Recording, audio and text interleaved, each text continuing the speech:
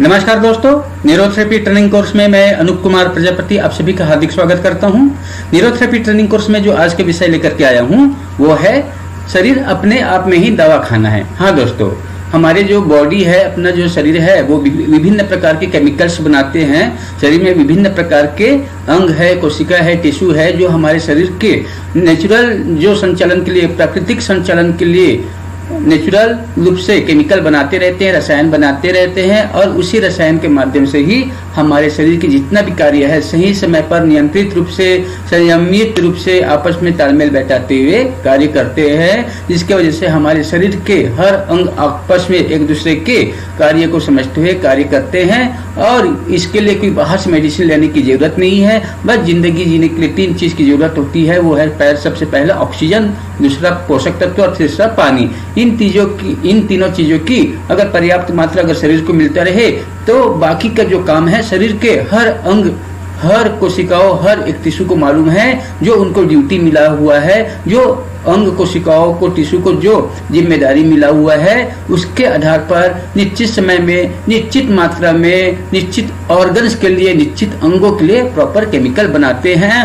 और उन्हीं के माध्यम से ही हमारा शरीर स्वस्थ, तंदुरुस्त, निरोग बना रहता है। तो आइए देखते हैं दोस्तों, इसी कड़ी को आगे बढ़ाते हुए आज का जो टॉपिक है वो है शरीर अपने आप में ही दवा खाना है। आइए समझते हैं वो कैसे दवा खाना है, हमारे शरीर कैसे दवा खाना का काम करता है, इसको हम लोग विस्तार से समझेंगे।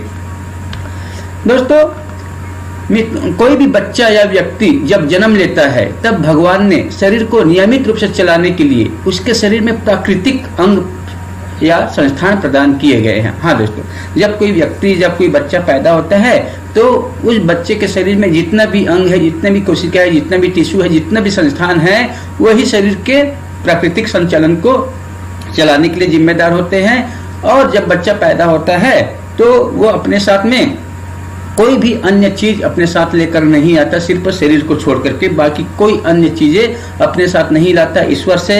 न कोई पेटी लाता है, न कोई ट्रक लाता है, न कोई पैसा का कटोरा लेके आता है, ऐसा कुछ भी लेकर के नहीं आता।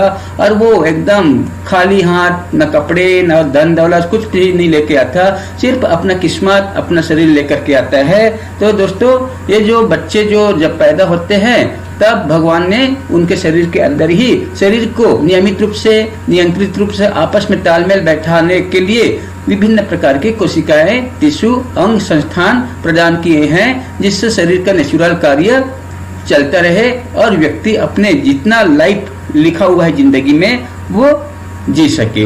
दोस्तों, उससे बाहर से, यानी कि जो बच्चा पैदा होता है वो अपने साथ कोई भी चीज लेकर के नहीं आता, यानी कि बाहर से कोई भी आर्टिफिशियल दवाइयाँ का गट्ठा या आर्टिफिशियल जो मेडिसिन है या उनका कोई पिटारा या कोई गठरा या कोई गट्ठा या पुलिंदा लेकर के नहीं आता। ठीक है दोस्तों, तो ईश्वर ने शरीर को एक नेचुरल, प्राकृतिक रूप से इस दुनिया में भेजा है। उनके इस शरीर के साथ ईश्वर ने किसी भी प्रकार के आर्टिफिशियल मेडिसिन का पिटारा या गठरा नहीं भेजते बच्चे के साथ। तो इसलिए कह सकते हैं कि शरीर के जितना भी अंग, कोशिका, संस्थान जो है वही शरीर का नियमित रूप से देखभाल करते हैं, शरीर को चलाने के लिए, शरीर की जरूरत के अनुसार। ठीक है दोस्तों, ये जो हमारे शरीर है, भगवान ने दवाइयों का खजाना उस व्यक्ति के शरीर के अंदर बहुत सारे छोटी बड़ी फैक्ट्रिया के रूप में दिए हैं। और उस फैक्ट्री को, यानी कि जो बच्चे पैदा होते हैं, जो व्यक्ति पैदा होता है इस दुनिया में,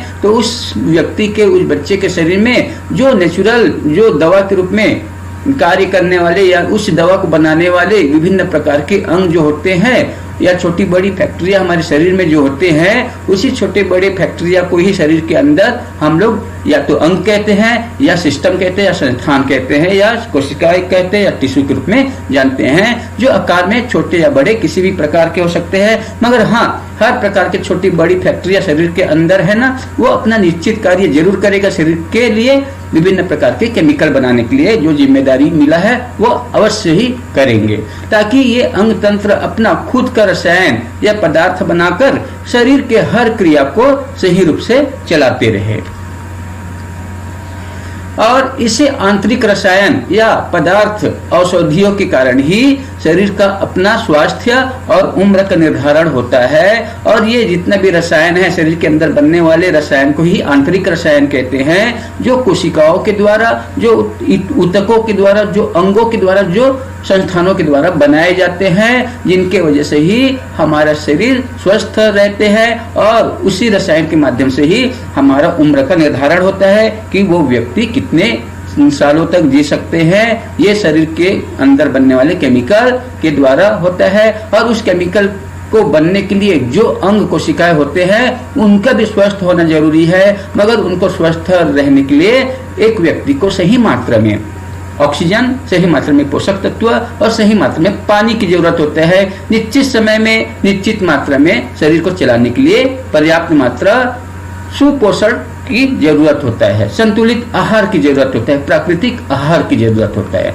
और इन्हीं आंतरिक औषधियों के कारण ही शरीर को खुद का दवा खाना कहा जाता है, जिसे चलाने के लिए बाहर से कोई आर्टिफिशियल मेडिसिन लेने की जरूरत नहीं है। बस आप अपनी जिंदगी में 3 चीज पर्याप्त रखिए, प्रॉपर ऑक्सीजन, अच्छी तरह से श्वास लीजिए, शरीर के टॉक्सिन को बाहर निकालिए, अच्छी तरह से पानी पीजिए और अच्छी तरह से खाना खाइए। तो ये 3 चीजें हैं जो शरीर को वास्तव में एक नेचुरल दवा खाने के रूप में डेवलप करते हैं, शरीर के प्राकृतिक कार्यों के संचालन के लिए जिम्मेदार होते हैं।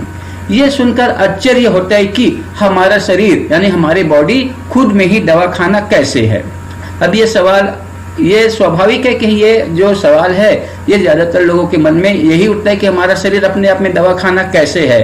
तो ये बहुत ही आश्चर्य की बात होता है कि हमारा शरीर खुद में ही दवा खाना है, वो कैसे।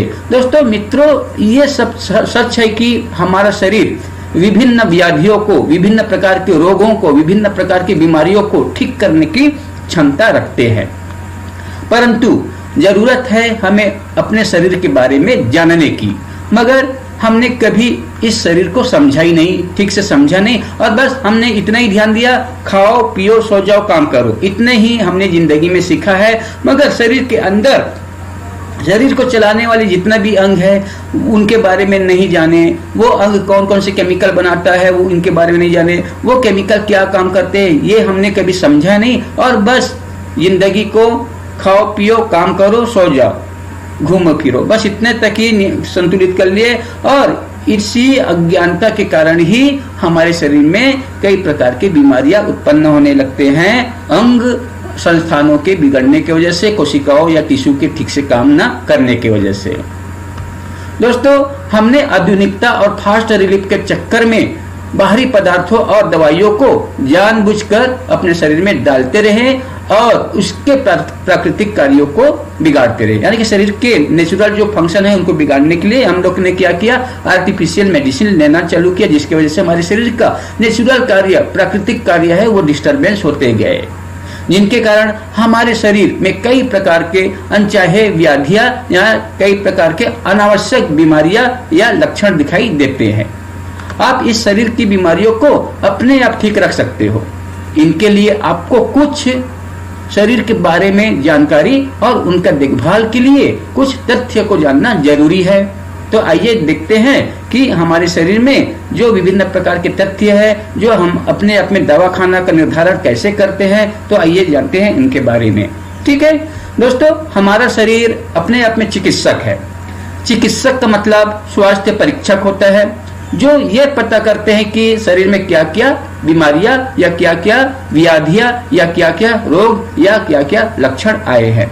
ये सब शरीर के अंदर ही मौजूद विभिन्न प्रकार की कोशिकाओं के द्वारा, विभिन्न प्रकार के सेल्स के द्वारा पता कर लिया जाता है कि हमारे शरीर में कौन से अंग में गड़बड़ी है जिसकी वजह से शरीर में बीमारियां या रोग आ रहे हैं। और शरीर के द्वारा जब आई हुई बीमारी का निर्धारण शरीर के अंदर ही मौजूद विभिन्न प्रकार के केमिकल के द्वारा, विभिन्न प्रकार के कोशिकाओं के द्वारा जब पता कर लिया जाता है, तो इसी कारण हम लोग कहते हैं कि शरीर अपने आप में चिकित्सक है, अपने आप में ही स्वास्थ्य परीक्षक होता है और अपने आप ही शरीर की बीमारियों को ठीक करने का काम किया जाता है।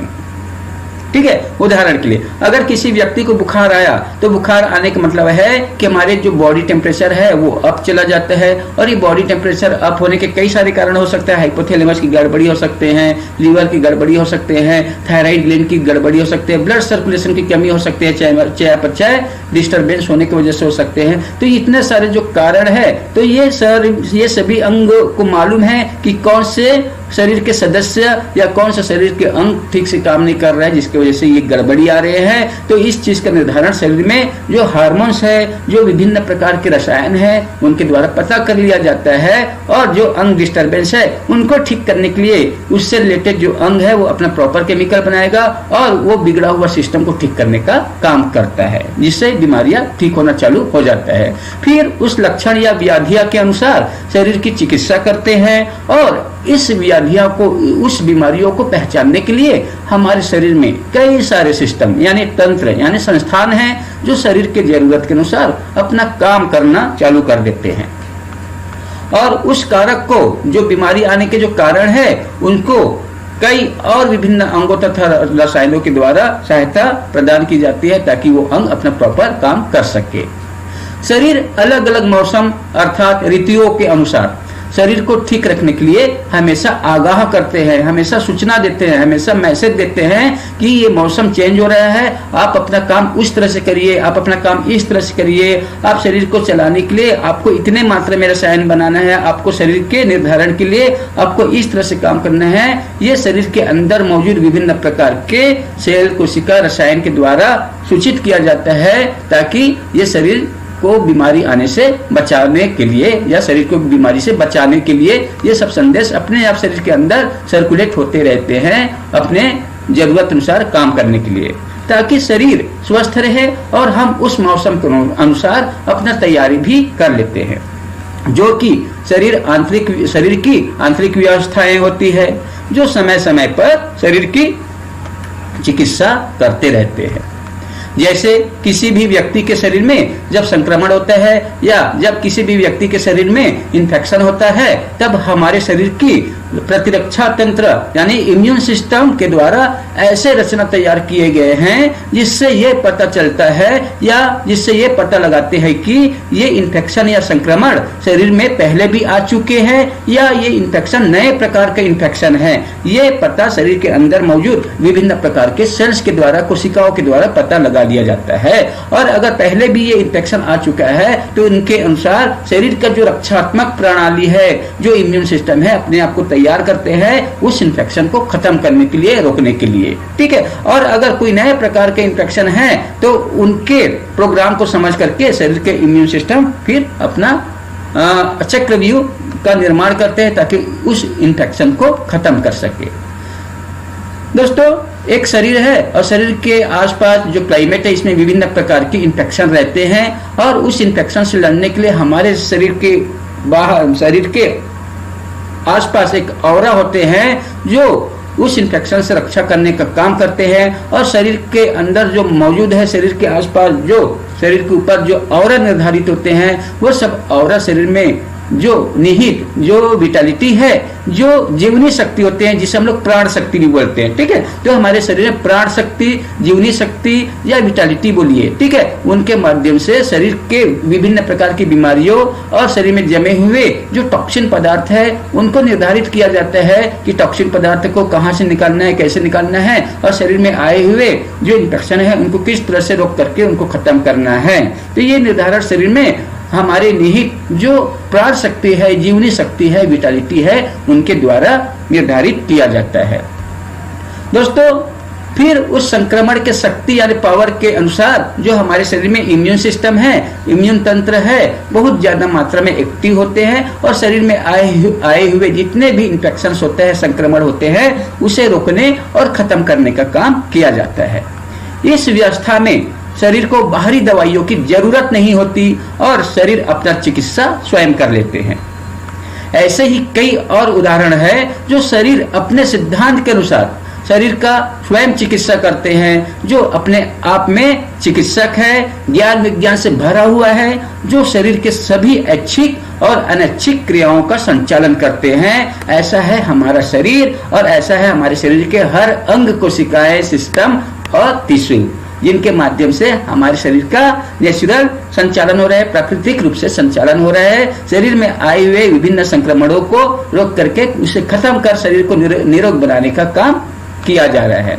दोस्तों, शरीर के भले बुरे स्थिति के बारे में ये हमारे शरीर को अच्छी तरह से मालूम है कि हमारे शरीर में क्या घटनाएं घट रहे हैं, और शरीर को किसी भी प्रकार के अनिश्चित स्थितियों से अवगत भी कराते रहते हैं, जिन्हें हम जीवात्मा या विटालिटी या जीवनी शक्ति या प्राण शक्ति के नाम से भी जाना जाता है, जिसे वाइटल फोर्स भी कहते हैं। वाइटल फोर्स बोलिए, विटालिटी बोलिए, जीवनी शक्ति बोलिए, प्राण शक्ति बोलिए, जीवात्मा बोलिए, यही एक हमारे शरीर में शक्ति है जो शरीर के आंतरिक जो क्रियाओं का संचालन सही तरीके से करते हैं। उनको मालूम है कि मेरे शरीर के कौन से पदार्थ है और शरीर के बाहर के कौन से पदार्थ है, और अगर शरीर के बाहर के कोई भी पदार्थ हमारे शरीर के अंदर गया जो शरीर को नुकसान करने की कोशिश करते हैं, तो ऐसे कंडीशन से निपटने के लिए हमारे शरीर में जो जीवात्मा है, जो जीवनी शक्ति है, जो प्राण शक्ति है, जो विटालिटी है, जो वाइटल फोर्स है, वो एक्टिव होता है और उन फॉरेन मैटर को, उन बाहरी पदार्थों को रोकने और खत्म करने का और उनके कार्य को निष्क्रिय करने का काम जीवनी शक्ति के द्वारा किया जाता है। शरीर के अंदर जितने भी अंग है, प्रत्यंग है, उनके भी बायोलॉजिकल क्लॉक यानी जैविक घड़ियां होती है, जो निश्चित समय पर अपना काम कर लेते हैं। दोस्तों, हमारे शरीर के अंदर बहुत सारी शक्तियां काम करते हैं, बहुत सारी कार्य 24 घंटे संचालित होते रहते हैं, जिनमें से एक कार्य होता है बायोलॉजिकल क्लॉक। बायोलॉजिकल क्लॉक का मतलब है हमारे शरीर में एक प्रकार की घड़ी होते हैं जो हमें इंडिकेट करते हैं, हमें रास्ता बताते हैं, हमें सही दिशा बताते हैं, हमें सही समय का निर्धारण कराते हैं कि हमको कब खाना है, कब सोना है, कब उठना है, कब काम पर जाना है, कौन से कार्य को कौन से टाइम पे करना है। ये हमें हमेशा याद दिलाते रहते हैं। उस प्रकार की जो घड़ी है, उस घड़ी को जैविक घड़ियां या बायोलॉजिकल क्लॉक कहते हैं, जो हमारे शरीर के अंदर निहित है। और इन बायोलॉजिकल क्लॉक को मालूम होता है कि उन्हें चलाने के लिए कोई भी बाहर से रासायनिक या अनावश्यक केमिकल लेने की जरूरत नहीं है। ये शरीर के अंदर स्वतंत्र रूप से, प्राकृतिक रूप से चलने वाला क्रिया होते हैं, और इस बायोलॉजिकल क्लॉक को चलाने के लिए कोई भी बाहर की मेडिसिन की जरूरत नहीं पड़ता। बस 3 ही चीज की जरूरत होता है, हवा, पानी और खाना। हम अपना दिनचर्या और खान पान सही रखें तो हमारा शरीर सुचारू रूप से कार्य करेगा। तो आइए जाने अपने शरीर के कुछ तथ्यों को। दोस्तों, हमें जीवन जीने के लिए मुख्य रूप से शुद्ध खाना, और शुद्ध खाने के अंतर्गत कार्बोहाइड्रेट, प्रोटीन, फैट्स, विटामिन तथा मिनरल्स यानी खनिज पदार्थ युक्त खाना, पानी तथा ऑक्सीजन आदि की जरूरत पड़ती है। खाना हमें भूख लगने पर, पानी हमें प्यास लगने पर, और ऑक्सीजन नियमित रूप से श्वास प्रक्रिया के द्वारा मिलती रहती है, नाक के द्वारा, और मुंह से भी कई लोग ले लेते हैं अगर नाक में गड़बड़ी है तो।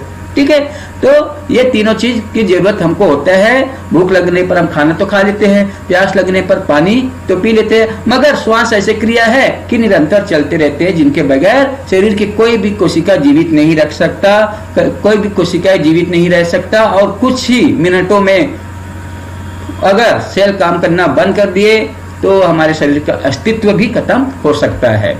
और यही पदार्थ हमारे शरीर के संपूर्ण क्रियाओं के लिए जिम्मेदार होती है। इन्हीं पदार्थों से शरीर के हर एक कोशिकाएं अपने तथा कोशिकाओं के लिए स्ट्रक्चर तैयार करते हैं। जितना भी कोशिकाएं जो बनते हैं ना, इन्हीं पोषक तत्व के माध्यम से, ऑक्सीजन के माध्यम से और पानी के माध्यम से ही प्रॉपर बनते हैं, प्रॉपर मात्रा में वृद्धि करते हैं, और प्रॉपर मात्रा में जो कार्य करने के लिए जो जिम्मेदारी मिले हैं उस कार्य को पूर्ण रूप से निभाते हैं। चयापचय के विभिन्न क्रियाओं को संपादित करना, विभिन्न प्रकार के रस रसायन निर्माण करना, और परिवहन यानी सर्कुलेशन के द्वारा रसायन को, जो केमिकल है, शरीर के जो केमिकल है, उनको विभिन्न अंगों तक भेजना, यानी शरीर के समस्त जैविक तथा अजैविक क्रियाओं को चलाने के लिए हमें संपूर्ण भोज्य पदार्थों की जरूरत होती है। ठीक है, तो शरीर के हर एक कोशिकाओं को प्रॉपर काम करने के लिए, चाहे जैविक क्रिया हो चाहे अजैविक क्रिया हो, किसी भी प्रकार के काम हो शरीर के अंदर, तो उन कार्यों को चलाने के लिए इन्हीं तीनों प्रकार के पदार्थों की जरूरत पड़ता है, जिनमें पहला पोषक पदार्थ, यानी भोजन, दूसरा पानी, तीसरा ऑक्सीजन, इन्हीं के माध्यम से शरीर की जितना भी चयापचय क्रिया है, मेटाबॉलिक प्रोसेस है, वो सब सही मात्रा में संचालित होते रहते हैं। और यही से आरंभ होती है हमारे शरीर की प्रारंभिक दवा खाना, जो शरीर के हर बीमारियों या लक्षण को ठीक करने में भूमिका निभाते हैं या शरीर के हर बीमारियों या लक्षण के प्रति जिम्मेदार होते हैं, उत्तरदायी होते हैं। यानी बीमारियों का मुख्य जड़ है चयापचय में असंतुलन होना, मेटाबॉलिक प्रोसेस का ठीक से न होना, मेटाबॉलिक प्रोसेस का गड़बड़ी होना।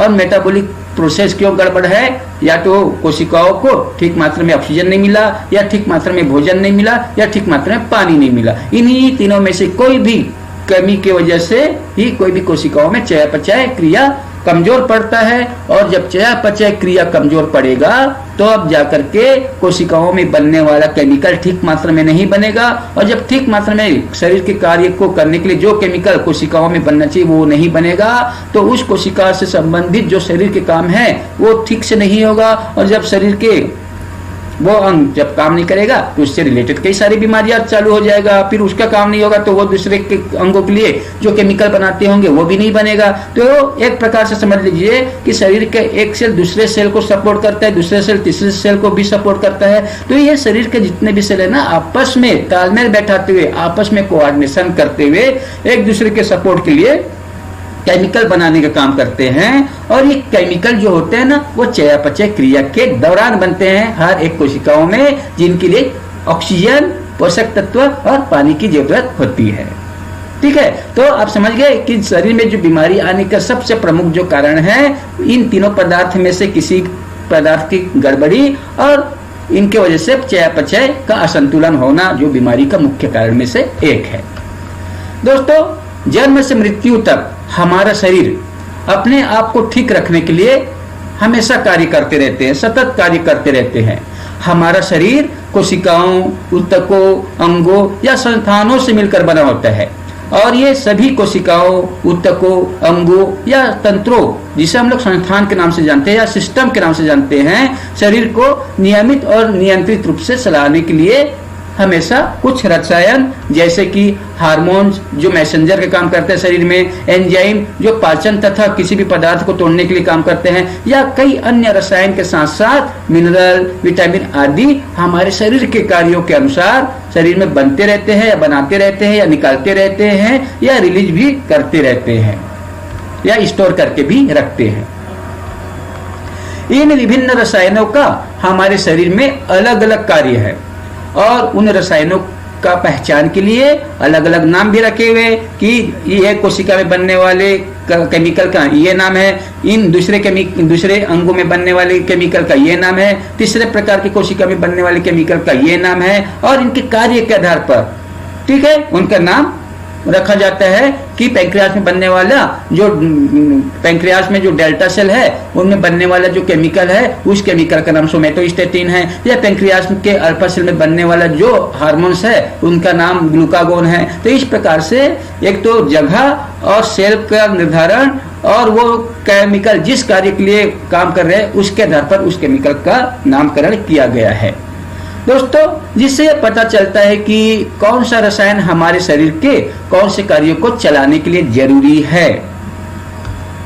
हमारे शरीर में कुछ ही अंग है जो बिगड़ने पर कई सारी बीमारियों या लक्षणों को उत्पन्न करते हैं, जैसे कि लीवर जिसे हम लोग यकृत बोलते हैं, पैंक्रियास जिसे हम लोग अग्नाशय के नाम से जानते हैं, गॉल ब्लैडर जिसे हम लोग पित्ताशय के नाम से जानते हैं, किडनी जिसे हम लोग गुर्दा बोलते हैं, स्टमक जिसे हम लोग पेट या अमाशय बोलते हैं, इंटेस्टाइन जिसे हम लोग आंत बोलते हैं, लंग्स यानी फेफड़ा बोलते हैं, गोनेस यानी जननांग बोलते हैं, ब्रेन यानी मस्तिष्क, तथा विभिन्न प्रकार के जो ग्लैंड्स है वही हमारे शरीर के सफल संचालन के लिए, प्राकृतिक संचालन के लिए कुछ न कुछ केमिकल बनाते हैं या विभिन्न अंगों का संचालन करने के लिए जिम्मेदार होते हैं। ये अंग अपने रसायनों या पदार्थों के द्वारा ही शरीर के खुद के कार्यों के अलावा विभिन्न अंगों के कार्यों का संचालन करते हैं, जो शरीर के विभिन्न अंगों के ऊतकों या कोशिकाओं के द्वारा बनाते रहते हैं। और यदि ये अंग बिगड़ जाते हैं तो इसका मुख्य कारण है चयापचय क्रियाओं का बाधित होना या मेटाबॉलिक प्रोसेस का बिगड़ना और हमारे पाचन तंत्र का ठीक से काम न करना या पाचन तंत्र की गड़बड़ी होना, ये प्रमुख कारण होते हैं। मित्रों, हमारे पाचन तंत्रों के बिगड़ने का मुख्य कारण भी होते हैं और वो है हमारे द्वारा उचित और संतुलित भोज्य पदार्थों का न लेना या उचित खाना न खाना या उचित भोजन न करना ही हमारे पाचन संस्थान के बिगड़ने का मुख्य कारण होते हैं। और गलत समय पर भोजन करना, ये भी एक महत्वपूर्ण कारण होते हैं पाचन संस्थान के बिगड़ने का। इनके अलावा अनावश्यक भोजन करना, भोजन पदार्थों के सेवन के समय अंतराल न होना, टाइम बे टाइम खाना खाना और भोजन करते समय ज्यादा मात्रा में पानी पीना, ये सब पाचन संस्थान को बिगाड़ने के लिए एक फैक्टर का काम करता है। ये सभी कारक है जो हमारे पाचन संस्थानों के कार्यों को बाधित करते हैं।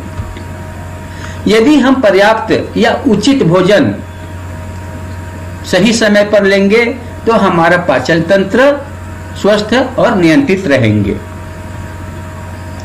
मित्रों, आप सोच रहे होंगे कि ये पाचन संस्थान बीमारियों का मुख्य कारण क्यों है, यह भी एक सवाल है। तो दोस्तों, अब आपको ये समझाना पड़ेगा, एक बार समझना ही पड़ेगा। तो दोस्तों, आप यही सोच रहे हैं कि पाचन तंत्र संस्थान जो होते हैं ना, वो बीमारी आने के मुख्य कारण क्यों है। तो आइए समझते हैं। हम सभी लोग जानते हैं मगर ध्यान नहीं देते इस बात के ऊपर। आप सभी लोग जानते हैं, आप सभी लोग खाना खाते हैं और खाना पचता है, जब प्रेशर आता है तो संडास से मोशन कर देते हो, लेट्रिन करने जाते हो, इतना आपको मालूम है। खाया हुआ खाना पचने जितना पच जाते हैं उनके एब्जॉर्प्शन होता है, जो नहीं पचता वो संडास के रूप में बाहर निकल जाते हैं, इतना मालूम है ना। चलो ठीक है, बहुत बड़ी बात है, इतना भी मालूम है। तो फिर भी आइए जानते हैं हमारे पाचन तंत्र में बीमारी आने के कारण क्या है। दोस्तों, हम सभी लोग जानते हैं मगर इस बात के ऊपर अभी तक तो ध्यान दिए नहीं है। हम अपने खाने में मुख्य रूप से चावल, दाल, चपाती, सब्जी, सलाद, अचार और मीठा पदार्थ तथा पानी के अलावा कई अन्य चीजें लेते हैं और इन पदार्थों में ही हमारे शरीर को चलाने के लिए मुख्य घटक यानी कि मुख्य जो पदार्थ होते हैं, जैसे कि मीठा चीज में कार्बोहाइड्रेट, जिससे हमारे शरीर को काम करने के लिए ऊर्जा मिलती है, ताकत मिलती है। प्रोटीन हम खाते हैं खाने के माध्यम से, जिससे हमारे जितना हमारी कोशिकाएं हैं ना, उनके मरम्मत के लिए जरूरी होते हैं, नए कोशिका बनने के लिए प्रोटीन की जरूरत होती है। ठीक है। इनके अलावा जो फैट्स हम खाने हैं, फैट्स खाते हैं, चिकना पदार्थ खाते हैं, ऑयली पदार्थ खाते हैं ना, जिससे हमारे शरीर के अंदर और बाहर में चिकनाहट पैदा होते हैं, चिकनाहट के काम होते हैं, लुब्रिकेशन के काम होते हैं। इनके अलावा विटामिन जो हम खाते हैं खाने में, तो ये हमारे शरीर में बीमारी से लड़ने की क्षमता को बढ़ाने के लिए जरूरी है। और जो मिनरल्स लेते हैं, कोशिकाओं के विभिन्न प्रकार के जैविक कार्यों के संचालन के लिए जरूरी होते हैं। मसल्स के कंस्ट्रक्शन, डाइजेशन में मिनरल्स का जरूरत होता है। पानी हम जो लेते हैं, सभी प्रकार के जो खाए हुए खाना है, पदार्थ है, मिनरल्स है, उनको घोलने का काम करते हैं और शरीर में जो जितना कोशिकाएं हैं नए बने हैं उनकी वृद्धि के लिए जरूरी होते हैं। और एक विलायक को दूसरे विलायक को एक सपोर्ट करते हैं और एक जगह से दूसरे जगह किसी भी पदार्थ को लाने ले जाने का काम पानी के माध्यम से होता है। तो ये हमारे मुख्य पोषक आहार में से ये एक कार्य होता है सभी घटकों का। और यदि इनमें से कोई भी घटक कम या ज्यादा हुआ तो शरीर में बीमारी आने का कारण बनता है। ठीक है। तो प्रॉपर मात्रा में कार्बोहाइड्रेट होना चाहिए, प्रॉपर मात्रा में प्रोटीन होना चाहिए, प्रॉपर मात्रा में फैट्स होना चाहिए, प्रॉपर मात्रा में मिनरल, विटामिन, पानी आदि की जरूरत होती है हमारे शरीर में। और इनमें से कोई भी चीज हमारे शरीर में कम या ज्यादा हुआ तो उससे रिलेटेड बीमारी हमारे शरीर में आने का कारण हो सकता है, चाहे वो पाचन संस्थान क्यों ना हो। ठीक है। तो दोस्तों, ये जो आप सोच रहे होंगे, चलो आप सोचिए, यदि आपको पेट में गैस की समस्या है और कई दिनों से पेट में दर्द हैं, तो इसका मुख्य कारण है प्रोटीन का ठीक से पाचन न होना। और खाना कहाँ पाचन होते हैं? पेट में, डाइजेस्टिव सिस्टम में, पाचन संस्थान में हमारे द्वारा खाए हुए खाने का पाचन होते हैं। ठीक है। अगर किसी भी व्यक्ति को चलो खाना नहीं पचा तो खाने में जो हम लोग प्रोटीन खाते हैं वो अगर नहीं पचा तो प्रोटीन नहीं पचेगा तो पेट में गैस बनेगा, और पेट में गैस बनेगा तो पेट भारीपन होगा, और पेट में जब भारीपन होगा तो पेट में दर्द भी आ जाएगा, जो ये इंडिकेट करते हैं कि डाइजेस्टिव सिस्टम अपसेट है, भोजन का पाचन ठीक से नहीं हो रहा है, भोजन के अपचन की वजह से गैस बन रहा है और गैस बनने की वजह से पेट में भारीपन हो रहा है, जो दर्द का कारण है। आपको यह समझना है। आप अपने खाने में प्रोटीन की मात्रा ज्यादा ले ली हो और उसका पाचन ठीक से नहीं हुआ हो तो ये प्रोटीन पेट में सड़ करके गैस बनने लगता है। जबकि प्रोटीन पचेगा तो अच्छे केमिकल बनेंगे, मगर जब प्रोटीन ही नहीं पचेगा और प्रोटीन नहीं पचेगा तो प्रोटीन सड़ेगा, और प्रोटीन जब सड़ेगा तो सड़ करके गैस बनाएगा, और जब गैस बनने लगेगा तो उसकी वजह से हमारे पेट में कई सारे लक्षण दिखाई देते हैं, जो यही लक्षण शरीर के कई अन्य भागों में भी दिखाई देते हैं। शरीर में दर्द के रूप में, शरीर में सूजन के रूप में, शरीर में जलन के रूप में, शरीर में थकान के रूप में। ठीक है, जैसे कि किसी का पेट अपसेट हुआ, गैस बना, तो इनकी वजह से क्या क्या लक्षण हो सकते हैं? उस व्यक्ति में गैस बनेगा, एसिडिटी होगा, पेट में दर्द होगा, सीने में जलन आएगा गैस के रिफ्लेक्स की वजह से। जब गैस का जमावट लंग्स और हार्ट के आसपास होगा तो श्वास फूलेगा, वही गैस आंखों के साइड आएगा तो आंखों में जलन होगा, फिर यही गैस शरीर की तरफ आएगा तो सिर में दर्द होगा, फिर यही गैस स्पाइन को रिफ्लेक्ट मारेगा, स्पाइन पर दबाव डालेगा, स्पाइनल नर्व पर दबाव डालेगा, स्पाइन के आसपास के मसल्स में दबाव डालेगा, जिसकी वजह से कमर में भी दर्द आएगा।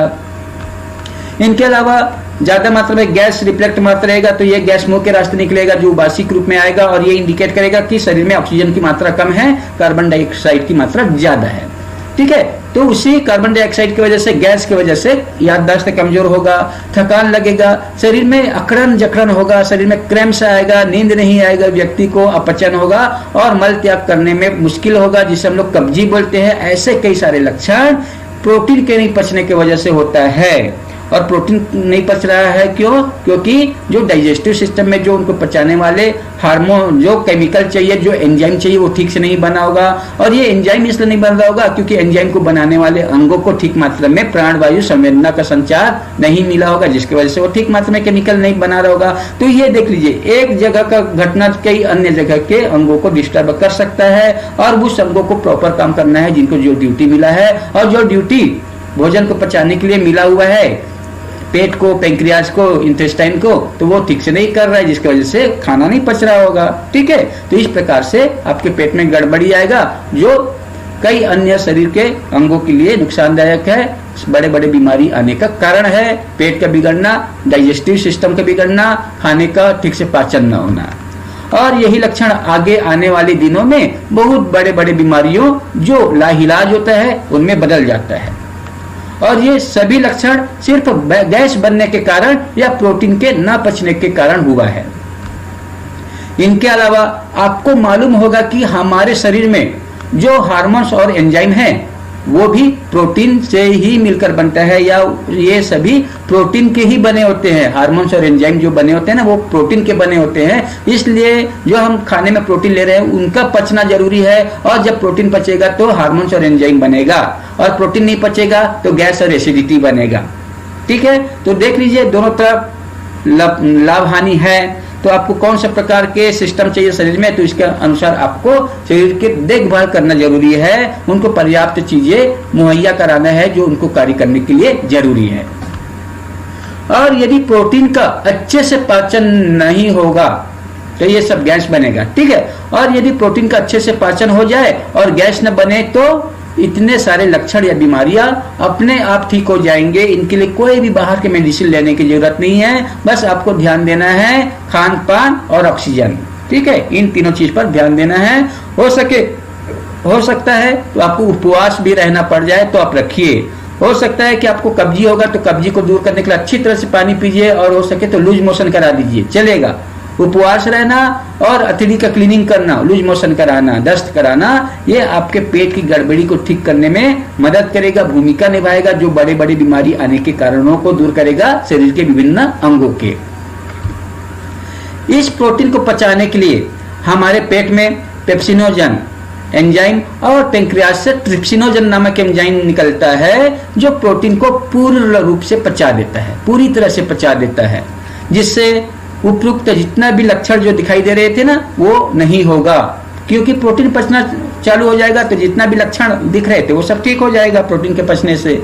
लेकिन पेट और पैंक्रियाज का सही रूप से काम करना जरूरी है। इसके लिए भी आपको खान पान और रहन सहन पर ध्यान देना होगा और कुछ भारी काम या कसरत भी जरूरत होगी, जिससे आपका पेट ठीक रहे और आपको बाहर से कोई भी दवाइयां लेने की भी जरूरत नहीं पड़ेगा। हमारे शरीर के अंगों का प्राकृतिक संचालन, प्राकृतिक इम्यूनिटी, शरीर का विकास और शरीर के विभिन्न अंगों का नियंत्रण, शरीर के विभिन्न अंगों को नियमित रूप से चलाना और अंगों के बीच तालमेल बैठाना, यह शरीर का प्राकृतिक यानी नेचुरल कार्य होता है। और इन कार्यों को नियमित रूप से चलाने के लिए कोई भी बाहर से दवाइयां या केमिकल लेने की जरूरत नहीं है। जैसे कि हार्ट अपना काम 24 घंटे बिना थके बिना हारे रक्त का पंपिंग करके, यानी कि जो खून होता है ना उनको पंपिंग करने का काम हार्ट को होता है। तो ब्लड पंपिंग का कार्य करके जो हार्ट होता है ब्लड सर्कुलेशन द्वारा शरीर के सभी अंगों या कोशिकाओं में या टिश्यू में ब्लड भेजने का काम हार्ट का होता है। ठीक है, इसलिए हार्ट का सही काम करना जरूरी है और हार्ट प्रॉपर काम करेगा, प्रॉपर कॉन्ट्रिक्शन डायलेशन होगा तो जितना भी कोशिकाओं को काम करने के लिए पोषक तत्व, ऑक्सीजन, मिनरल्स, विटामिन चाहिए वो सब ब्लड के माध्यम से चाहिए। और ये ब्लड का पंपिंग विभिन्न कोशिकाओं में ब्लड को भेजने का काम ब्लड हार्ट के माध्यम से होता है, हार्ट के द्वारा होता है। इनको यानी हृदय को काम करने के लिए कोई भी दवाइयां या केमिकल लेने की जरूरत नहीं है, ये नेचुरल प्रोसेस होता है। आपने कभी सोचा है आपको बुखार आता है तो गोली खा लेते हो, सर्दी खांसी होता है तो गोली खा लेते हो, शरीर में दर्द आता है तो गोली खा लेते हो, सिर में दर्द आया तो गोली खा लेते हो, बाहर का आर्टिफिशियल मेडिसिन खाते हो, खा लेते हो ना, मगर आप थोड़ा धैर्य या इंतजार नहीं करते। फिर भी हमारे हार्ट में कितना तकलीफ है, लंग्स में कितना तकलीफ है, कितना किडनी लिवर में कितना तकलीफ है जो आपको दिखाई नहीं दे रहे हैं और आपको मालूम है ये सब तकलीफ होते हुए भी आप उनको चलाने के लिए कोई दवाई लेते हो क्या? नहीं लेते। फिर भी ये अंग अपना शरीर को अपना घर समझ करके, अपना मंदिर समझ करके, अपना दुनिया समझ के हमारे इस दुनिया को चलाने का दायित्व निरंतर चला रहे हैं 24 घंटे। हार्ट कभी नहीं सोचता कि मुझे आराम करना है, लंग्स कभी नहीं सोचता कभी आराम करना है, किडनी कभी नहीं सोचता कभी आराम करना है, लीवर कभी नहीं सोचता कि मुझे आराम करना है। हमारे शरीर को चलाने के लिए 24 घंटे काम करते रहते हैं। और जिस दिन ये अंग इन अंगों ने बोल दिए भैया आज मुझे आराम करना है, आज मुझे छुट्टी लेना है, तो फिर हार्ट के छुट्टी लेने का मतलब आपका हमेशा के लिए छुट्टी इस जमीन से, इस दुनिया से। लंग्स के छुट्टी लेने का मतलब आपका जीवन अस्तित्व खत्म। कोई भी अंग अगर छुट्टी लेता है तो समझ जाइए कि आपका अस्तित्व ही खत्म इस दुनिया से। ठीक है, इसलिए इन अंगों में तकलीफ है, तकलीफ झेल करके अपना काम कर रहा है हमारे शरीर को चलाने के लिए, हमारे ब्रह्मांड रूपी शरीर को चलाने के लिए। और कभी नहीं बोलता कि मुझे दवाइयां दो। ये अंग सिर्फ यही चाहता है कि उनको सही मात्रा में भोजन, पानी और ऑक्सीजन मिलता रहे, जिससे उनका काम चलता रहे, चाहे पचाई प्रक्रिया अच्छा होता रहे उनके सेल में, तो जाकर के वो अपना काम प्रॉपर करता रहेगा।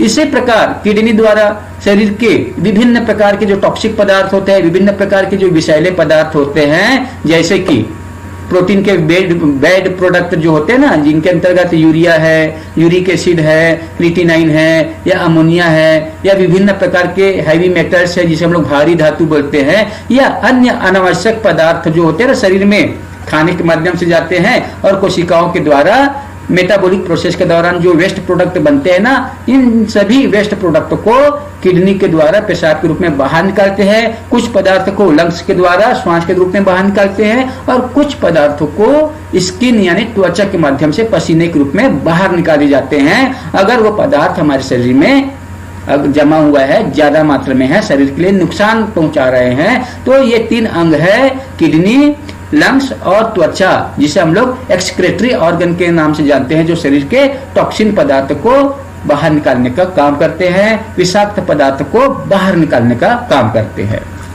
और शरीर के लिए जरूरत के जितना भी मिनरल्स होता है उनको फिर से एब्जॉर्ब करने का काम किडनी के द्वारा किया जाता है, ताकि उस मिनरल का उपयोग शरीर के कई अन्य कार्यों में उपयोगी हो, उपलब्धता हो सके।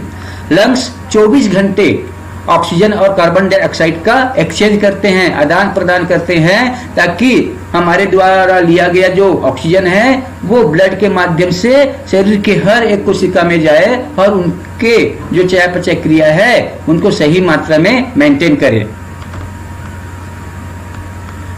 इनके अलावा या खाना खाने के बाद खाने का पूर्ण पाचन के लिए उचित मात्रा में पाचक रस विभिन्न अंगों से एक साथ जरूरत के अनुसार पेट है, पैंक्रियास है या गॉल ब्लैडर है या लीवर है या आंतों से निकलते हैं, जो कि शरीर के अंगों का प्राकृतिक कार्य होते हैं। इन सब अंगों को बार बार चलाने के लिए बाहर से डेली कोई मेडिसिन लेने की जरूरत नहीं पड़ता। ये शरीर के अंदर चलने वाले ऑटोनॉमिक फंक्शन होते हैं और ऑटोनॉमिक फंक्शन के अंतर्गत शरीर के जितना भी ऑर्गन्स है वो अपना नियमित, नियंत्रित, संतुलित काम करते रहते हैं। इसी प्रकार मस्तिष्क के द्वारा शरीर के विभिन्न अंगों को ऑर्डर देकर के ऐच्छिक, शरीर के ऐच्छिक तथा अनैच्छिक, ऐच्छिक मतलब हमारी इच्छा के द्वारा काम करने वाले विभिन्न कार्य, और अनैच्छिक मतलब ये जिसका हम लोग कोई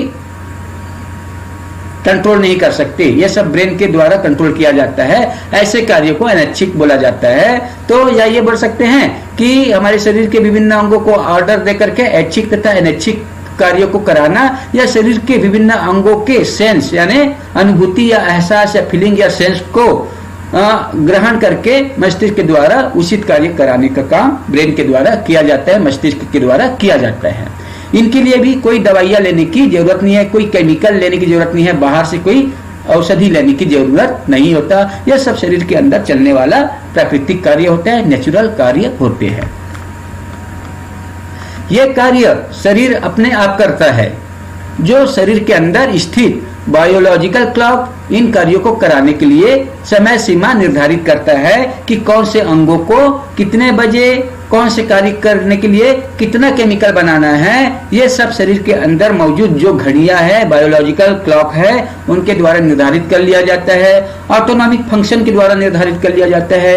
ब्रेन के द्वारा शरीर के हर अंगों को कंट्रोल करते हैं। तालमेल बैठाते हुए हर एक अंग को जिम्मेदारी दिया गया है कि कौन से अंगों को कौन से केमिकल बनाना है।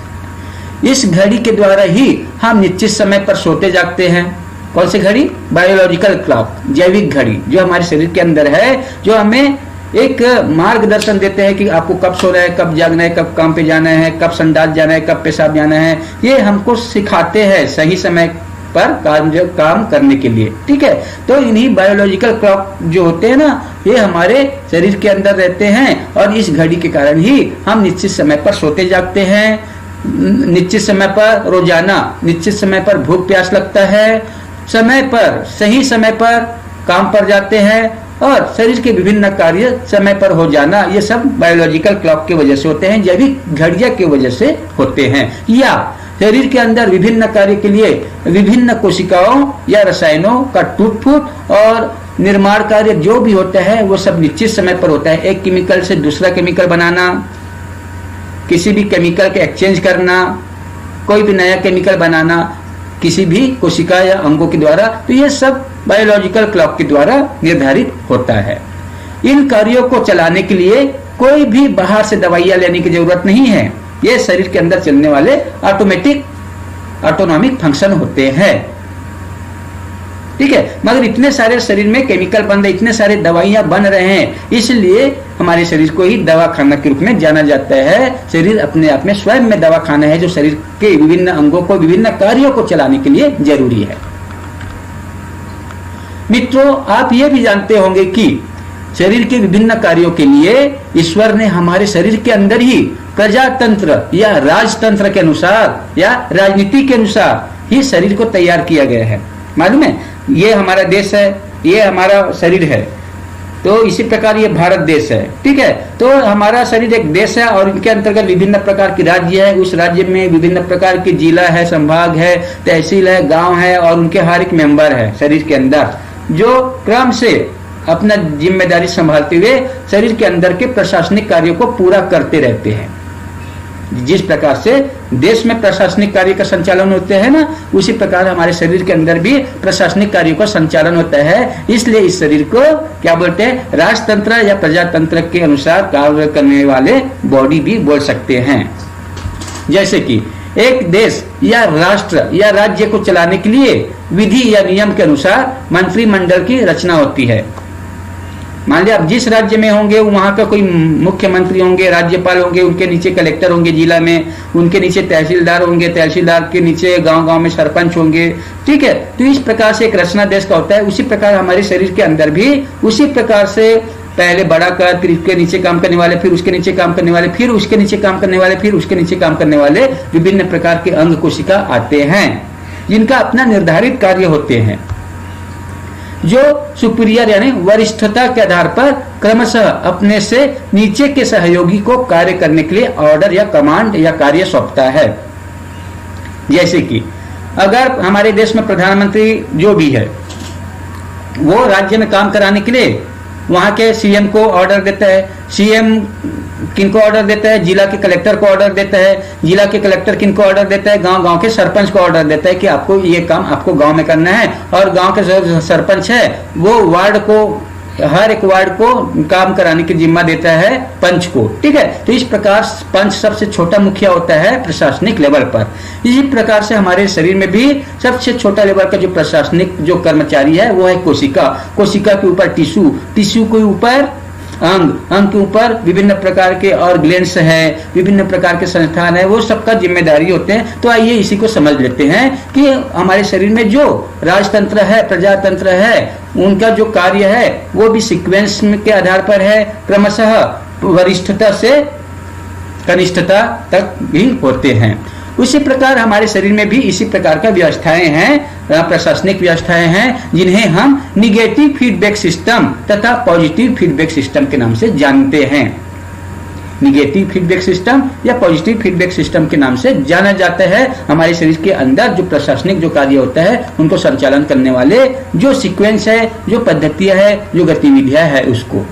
इस व्यवस्था में हमारे ब्रेन यानी मस्तिष्क में कई ग्लैंड है जो क्रमशः सुपीरियर यानी वरिष्ठता के आधार पर काम करता है। जैसे कि पिनियल ग्लैंड, पिनियल ग्लैंड सबसे ऊपर बॉस है, उनके नीचे हाइपोथैलेमस काम करेगा, फिर उनके नीचे पिट्यूटरी ग्लैंड काम करेगा, और ये ग्लैंड शरीर के विभिन्न ग्लैंड को कार्य करने के लिए अपना केमिकल निकालते हैं, केमिकल रिलीज करते हैं, जो शरीर के टारगेट अंग में जाकर के बिगड़े हालात को सुधारने का काम कराते हैं, ठीक है। तो हमारे शरीर में सबसे सुपीरियर बॉस कौन है? Pineal gland. पिनियल ग्लैंड के नीचे कौन है?